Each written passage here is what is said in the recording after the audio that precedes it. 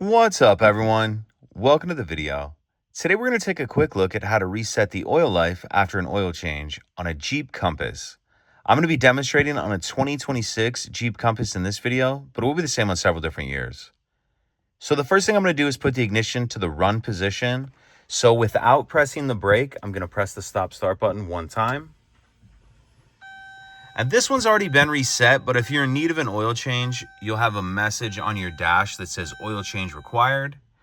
So in order to reset the oil life and remove that message, what we're going to do is once the ignition is in the run position, I'm going to press the gas pedal to the completely to the floor 3 times quickly.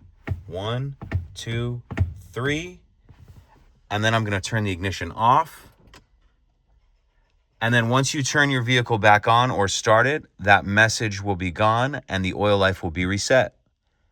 If you have any questions, please let me know. If you could take a second to like and subscribe, it helps us out and I'd appreciate it.